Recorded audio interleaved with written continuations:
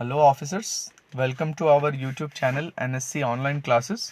आज हम लोग कुछ बैंकिंग टर्म्स पढ़ने वाले हैं जो कि आने वाले एग्ज़ाम्स में बहुत ज़्यादा इम्पॉर्टेंट रोल अदा कर सकते हैं। तो हम लोग जो है इस चीज़ को जो है आज डील करेंगे कि अलग अलग टर्म्स का मतलब क्या होता है। ठीक है, तो चलिए हम लोग शुरू करते हैं। लास्ट तक बने रहिएगा इस वीडियो में और अच्छा लगे तो लाइक ज़रूर कीजिएगा।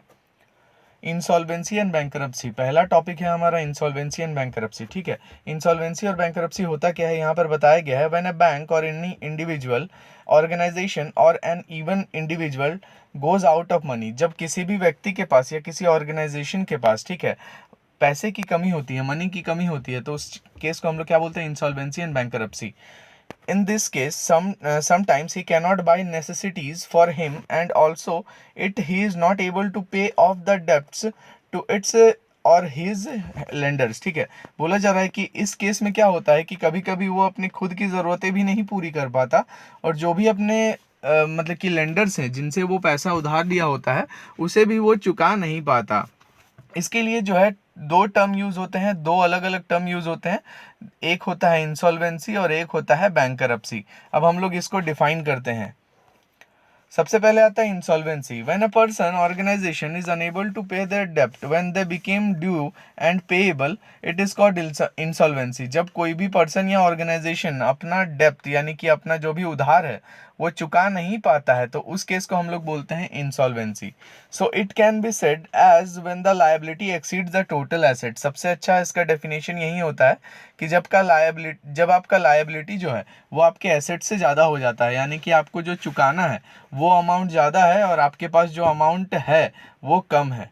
जैसे कि फॉर एग्जांपल हम लोग ले सकते हैं कि मान लीजिए कि मुझे किसी को जो है 4 लाख रुपए चुकाने हैं, लेकिन मेरे पास अभी जो मेरा एसेट है, टोटल जितना भी एसेट है सारा कुछ जोड़ के मेरे पास जो है अभी सिर्फ 3 लाख रुपए हैं। तो इस केस में क्या हो रहा है, ये इंसॉल्वेंसी का केस है। ठीक है। Identification: when there is a drop in sale, there are delay in payment, it can be identified that the person or organization might go to the state of insolvency। यहाँ पर बताया गया है कि हम इंसॉल्वेंसी को कैसे पहचान सकते हैं। अगर मान लीजिए कि आपका सेल में, ठीक है, आपका बिजनेस के सेल में जो है कमी आने लगती है, there are delay in payment, ठीक है, आपका जो पैसा उधार है, आप बकाया है, उसमें जो है देरी होने लगती है, इट कैन बी आइडेंटिफाइड। तब हम लोग ये समझ सकते हैं कि हो सकता है कि जो कंपनी है या फिर जो पर्सन है वो इंसॉल्वेंसी की तरफ आगे बढ़ रहा है। Insolvency has two types. ठीक है, और यहाँ पर हम लोग इंसॉल्वेंसी को दो टाइप से जो है डिफाइन कर सकते हैं। एक है कैश फ्लो इंसॉल्वेंसी और दूसरा है बैलेंस शीट इंसॉल्वेंसी। देखिए यहाँ बताया भी गया है, balance sheet insolvency occurs when the डेब्ट exceeds asset. Balance sheet insolvency कब होता है, जब आपका जो कर्जा है वो आपके एसेट से ज़्यादा हो जाता है बैलेंस शीट में। Cash flow insolvency occurs when a debtor is not in a condition to repay the money. और कैश फ्लो इंसॉल्वेंसी कब होता है, जब जो उधार लेने वाला व्यक्ति है, ठीक है, वो जो है उस स्टेट में नहीं रहता कि वो अपना पैसा चुका सके। ठीक है। The state of insolvency can be managed by self outside resources and restructuring scheme। अब बोला जा रहा है कि जो स्टेट ऑफ इंसॉल्वेंसी है यानी इंसॉल्वेंसी जो है उससे आप बाहर आ सकते हैं। किस तरीके से, बाहर से रिसोर्सेज लेकर या फिर जो है रीस्ट्रक्चरिंग स्कीम जो है इससे मैनेज करके। यानी कि हो सकता है जैसे कि मैंने बताया था कि मुझे 4 लाख चुकाने हैं, मेरे पास 3 लाख है, तो जो बाकी 1 लाख है वो मैं किसी से उधार ले सकता हूँ या फिर कहीं ना कहीं से मैं मैनेज कर सकता हूँ। तो इंसॉल्वेंसी से आदमी जो है अपने आप को बाहर ला सकता है या कोई भी कंपनी। अब आते हैं हम लोग बैंकरप्सी में।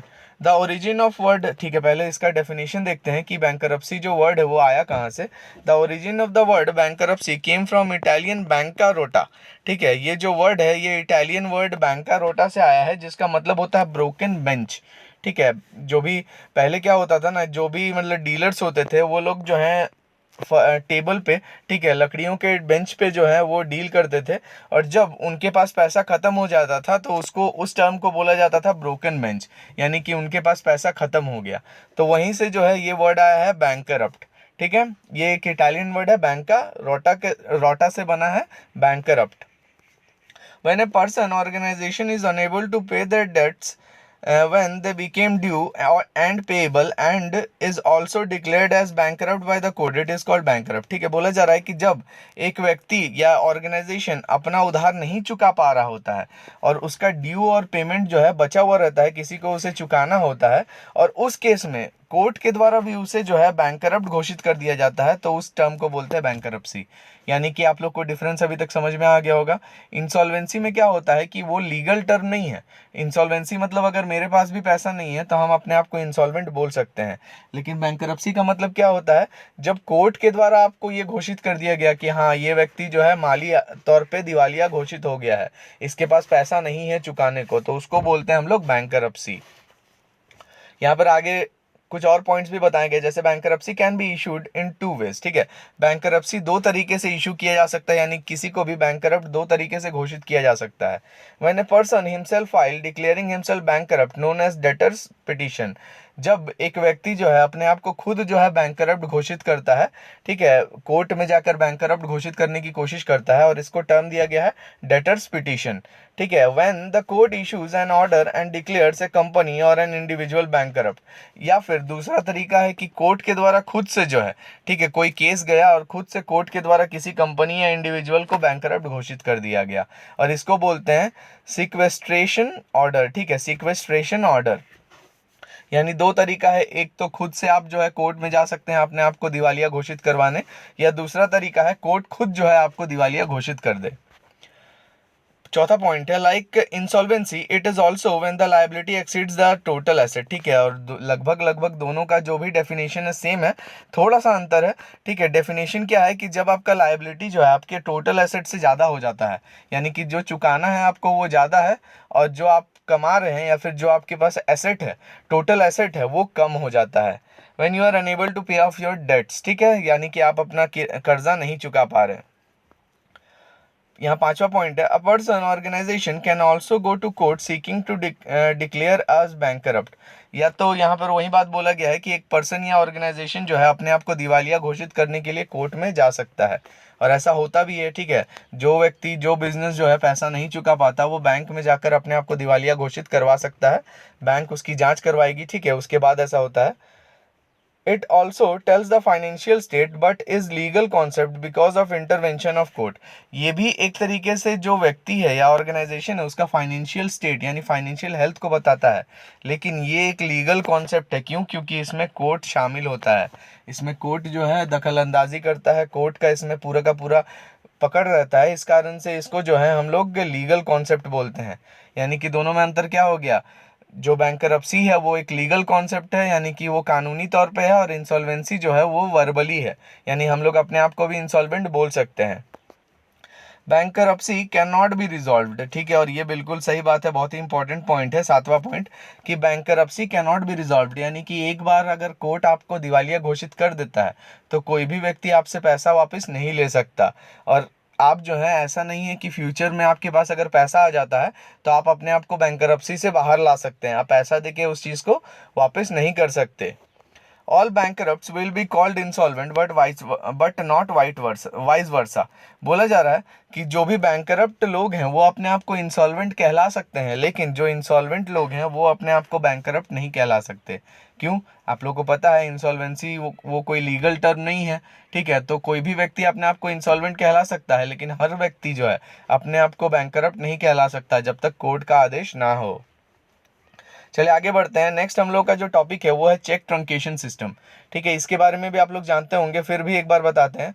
Truncation is the process of stopping flow of physical check issued by a drawer at some point by presenting bank en route to the paying bank।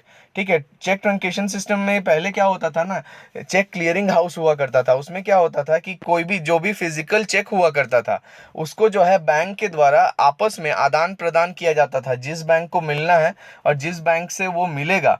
ठीक है, तो ये लोग आपस में क्या करते थे, एक्सचेंज करते थे, उसको बोलते थे हम लोग चेक क्लियरिंग हाउस। ठीक है, CCH।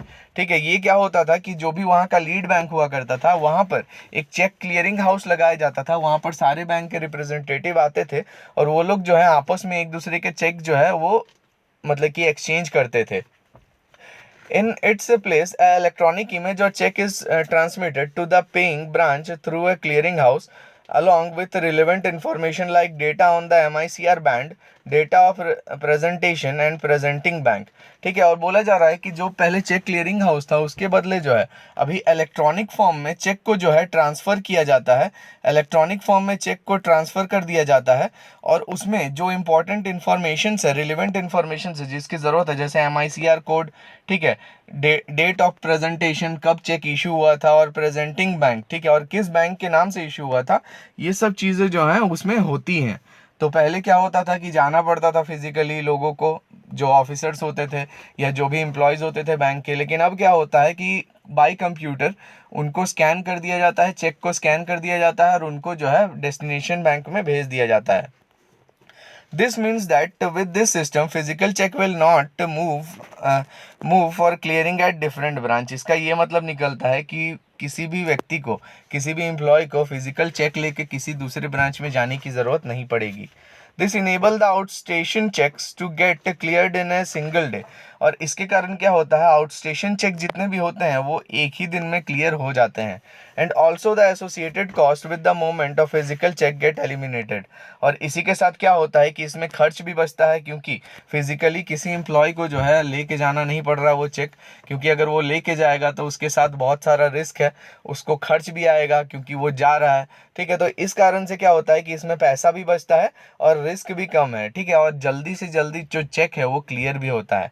आउटस्टेशन चेक मतलब होता है ना वैसे चेक जो कि किसी और स्टेट के हैं, ठीक है, और किसी और स्टेट में दिए गए हैं।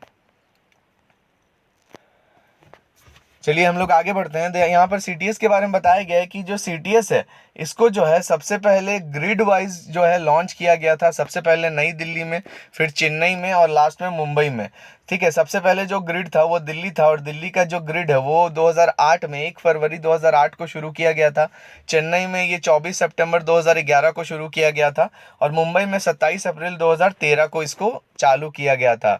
ठीक है, ग्रिड वाइज बांटने का मतलब है जोन वाइज बांटना। यहाँ पर जैसे देखिए दिल्ली जोन जो है, दिल्ली ग्रिड है, इसमें बहुत सारे स्टेट्स हैं, बिहार, झारखंड, छत्तीसगढ़, उत्तराखंड, उत्तर प्रदेश, हरियाणा, पंजाब। ठीक है, तो इस तरीके के जितने भी स्टेट्स हैं ये सारे के सारे दिल्ली ग्रिड में हैं, यानी सबसे पहले जो लॉन्च हुआ था CTS सिस्टम ये यहीं पर लाया गया था। इसी तरीके से चेन्नई ग्रिड भी है और मुंबई ग्रिड भी है, इनको जोन के हिसाब से बांट दिया गया था। नेक्स्ट आते हैं हम लोग, जो टॉपिक है वो है टीजर लोन। इसके बारे में आप लोग सुने होंगे। ठीक है, टीजर लोन जो है मैक्सिमम, ठीक है, मेनली ये होम लोन से जो है जुड़ा हुआ वर्ड है। होम लोन, हम लोग होम लोन लेते हैं तो हम लोग देखेंगे, ठीक है, वहां पर क्या होता है ना कि under the teaser loan offer a bank charge lower interest rate for the first 2 or 3 years, and later on from 4th year the interest rate will automatically get reset to the then prevailing base rate। इसमें क्या होता है, शुरुआत में जो interest rate लिया जाता है वो बहुत ही कम होता है, ठीक है, उसको कम रखा जाता है, और 2-3 साल बाद क्या होता है कि चौथे साल से या फिर 3 साल से क्या होता है कि जो इंटरेस्ट है वो अचानक से बढ़ जाता है। कैसे बढ़ता है, जो बेस रेट उस समय का होता है उसके अनुसार वो हो जाता है। ये मेनली जो है होम लोन होता है उसमें होता है। शुरुआत में आप देखेंगे आपको बहुत ही कम परसेंटेज ऑफ जो है इंटरेस्ट पे आपको लोन दे दिया गया, लेकिन जैसे जैसे उसका समय बीतेगा 2 साल, 3 साल, 4 साल बाद उसका इंटरेस्ट जो है बेस रेट, उस समय का बेस रेट जो होगा उसके बराबर हो जाएगा, उतना अमाउंट आपको चुकाना पड़ेगा इंटरेस्ट के रूप में। For this type of loan N introductory rate is offered. ठीक है, इसमें क्या होता है, एक इंट्रोडक्टरी रेट यानी कि शुरुआत में एक अलग रेट दिया जाता है। It is an interest rate charge to customer during the initial stage of loan. और इंट्रोडक्टरी रेट क्या होता है, ऐसा रेट जो कि शुरुआत में आपसे लिया जाता है ना, लोन के शुरुआत में इनिशियल स्टेज में, उसको बोलते हैं introductory rate. This rate which can be as low as 0% is not permanent. और ये जो रेट है ये 0% भी हो सकता है, यानी शुरुआत में हो सकता है बैंक आपसे कोई भी चार्ज ना ले, शुरुआत में बैंक आपसे होम लोन के लिए कोई इंटरेस्ट ना ले, और लेकिन ये परमानेंट नहीं होता, इट इज़ नॉन परमानेंट। यानी अभी जो है 0% आपको लग रहा है, लेकिन फ्यूचर में आपको इंटरेस्ट देना पड़ेगा और ज़्यादा ही देना पड़ेगा। It has an expiration after specific period of time. और ये जो लोन है यानी इंट्रोडक्टरी लोन जो है, इंट्रोडक्टरी रेट जो है, ये एक समय के बाद क्या हो जाता है, ये एक समय के बाद एक्सपायर हो जाता है। यानी कि जो आपको 0% के लिए शुरू में बोला गया था वो बाद में ख़त्म हो जाता है और आपको इंटरेस्ट देना पड़ता है। तो होम टीजर लोन के बारे में समझ गए कि जब भी आप होम लोन लेते हैं तो शुरुआत में जो आपसे कम इंटरेस्ट लिया जाता है और दिन बढ़ने के साथ यानी कि साल के बाद, कुछ सालों बाद आपसे हायर रेट ऑफ इंटरेस्ट जो लिया जाता है, तो इस तरीके का जो इंटरेस्ट रेट में जो चेंजेस आया, इसी को बोलते हैं हम लोग टीजर लोन। ये मेनली होम लोन के साथ एफिलिएटेड है। नेक्स्ट हम लोग बढ़ते हैं लीड बैंक स्कीम। ठीक है, लीड बैंक स्कीम क्या है? Lead bank scheme was introduced in 1969 to provide lead role to individual banks for districts allotted to them. ठीक है, बोला जा रहा है कि लीड बैंक स्कीम जो है ये 1969 में लाया गया था ताकि जो भी इंडिविजुअल बैंक्स हैं उनको लीड रोल दिया जा सके डिस्ट्रिक्ट लेवल पर। और इसमें देखिए यहाँ बताया भी गया है कि पब्लिक सेक्टर और प्राइवेट सेक्टर दोनों में से कोई भी बैंक हो सकता है।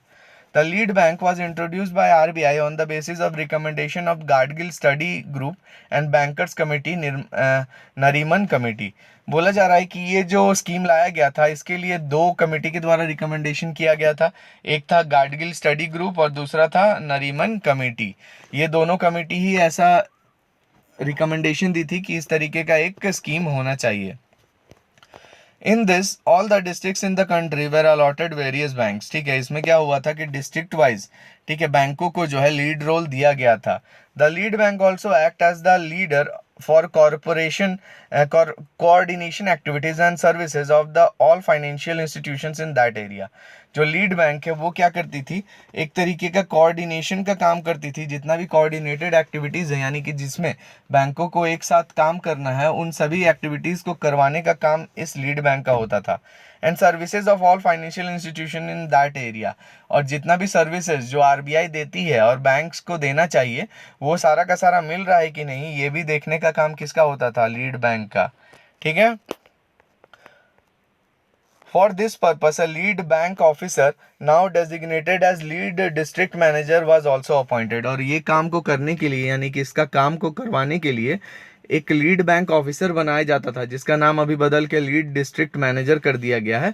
तो इसको भी अपॉइंट किया जाता है, एक स्पेशल ऑफिसर को अपॉइंट किया जाता है ये सब की देखरेख के लिए।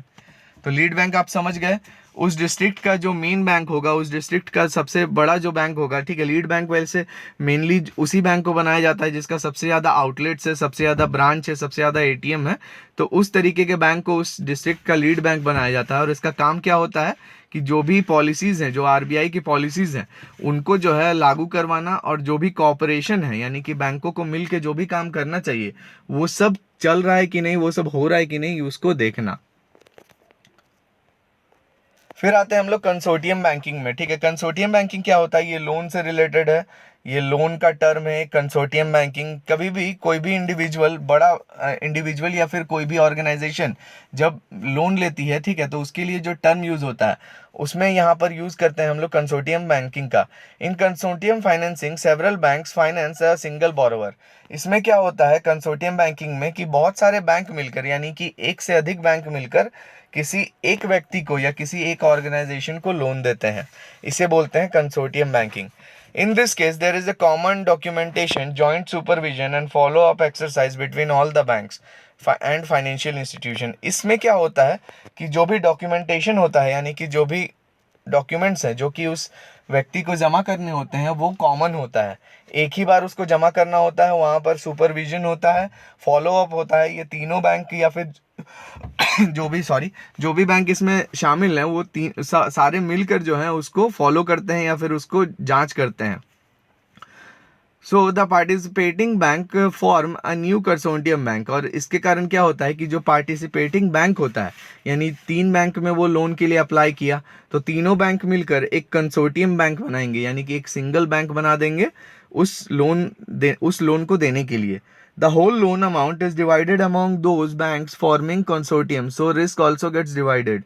और जो भी लोन अमाउंट होता है वो भी इन बैंक्स के बीच में डिवाइड होता है। ठीक है, ज़रूरी नहीं कि इक्वली डिवाइड हो, लेकिन डिवाइडेड रहता है। इस कारण से इसमें क्या होता है, रिस्क भी कम होता है। यानी कि अगर एक बैंक को पूरा लमसम अमाउंट नहीं देना होगा, तो यहाँ 3-4 बैंक मिले हुए हैं तो 3-4 बैंक मिल के देते हैं पैसा, जिससे कि क्या होता है, रिस्क कम होता है।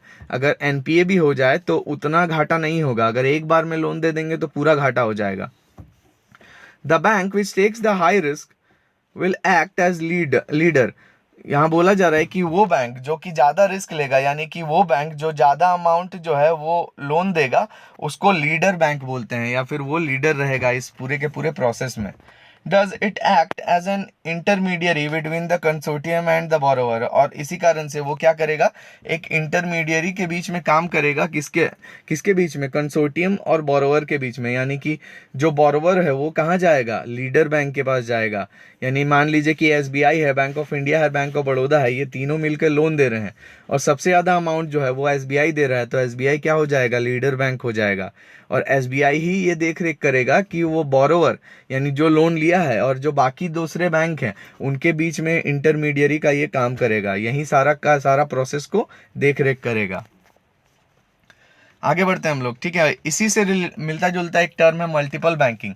जैसा कि उसमें था कि कंसोर्टियम में कि सिंगल बैंक, सिंगल पर्सन को बहुत सारे बैंक मिलकर जो देते हैं, ठीक है, लोन, उसी तरीके से मल्टीपल बैंकिंग में क्या होता है कि बहुत सारे बैंक मिलकर, ठीक है, मतलब कि एक व्यक्ति जो है बहुत सारे बैंकों से जो है लोन लेता है। यानी कि एक इंडिविजुअल या ऑर्गेनाइजेशन अलग अलग बैंकों से जब लोन लेता है तो उसको बोलते हैं multiple banking. Multiple banking is an arrangement where the borrower takes loan amount from several banks. यानी वो अलग अलग बैंकों से लोन लेता है। In this case no bank knows that his borrower has taken loan from other bank. और इस केस में क्या होता है कि किसी भी बैंक को पता नहीं कि उससे जो लोन लिया है व्यक्ति वो दूसरे किसी बैंक से भी लोन लिया हुआ है, तो ये रिस्की हो जाता है, ठीक है, उनको पता नहीं होता इसके बारे में। There is no contractual relationship between various banks like that in consortium banking। और यहाँ पर बोला जा रहा है कि इसमें क्या होता है, इस तरीके के प्रोसेस में क्या होता है कि आपस में, बैंक के बीच में आपस में कोई भी समझौता नहीं होता, क्योंकि वो लोग जो है मिलकर तो लोन दे नहीं रहे, तो उनके बीच में कोई भी एग्रीमेंट या कोई भी कॉन्ट्रैक्ट नहीं होता। लाइक दैट कंसोर्टियम, जैसे कंसोर्टियम बैंकिंग में होता था वैसे each bank holds it's individual security and own credit rate. और इसी कारण से क्या होता है कि हर बैंक जो है अपना खुद का सिक्योरिटी लेता है ये लोन देने के एवज में, और खुद का क्रेडिट रेट जो है वो देता है, उसे अपने क्रेडिट रेट के हिसाब से ही लोन देता है। There are various loopholes in the multiple banking arrangement and also it can lead to fraud, so consortium banking is better for economy। और यहाँ पर दोनों को डिफरेंशिएट भी किया गया है कि मल्टीपल बैंकिंग में बहुत सारा गलतियाँ हैं। जैसे गलतियाँ क्या, कि एक व्यक्ति हो सकता है एक ही ज़मीन को जो है एक बैंक को दिखाकर उससे भी लोन ले रहा है और उसी को दिखाकर दूसरे बैंक से भी लोन ले रहा है। तो यहाँ पर बहुत सारे जो है लूप होल्स यानी कि बहुत सारे फॉल्ट्स हैं, और इस कारण से कंसोर्टियम बैंकिंग जो है वो इकोनॉमी के लिए ज़्यादा अच्छा है। क्यों, क्योंकि मल्टीपल बैंकिंग से फ्रॉड भी हो सकते हैं। यहाँ तक आप लोगों को होपफुली समझ में आया होगा। आज का क्लास अगर अच्छा लगा तो प्लीज़ लाइक ज़रूर कीजिएगा, और इसी के साथ हम लोग नेक्स्ट टाइम फिर से कुछ बैंकिंग टर्म्स जो हैं वो लेके आएंगे। तब तक के लिए थैंक यू। फिर हम लोग जो है आगे क्लास में मिलते हैं।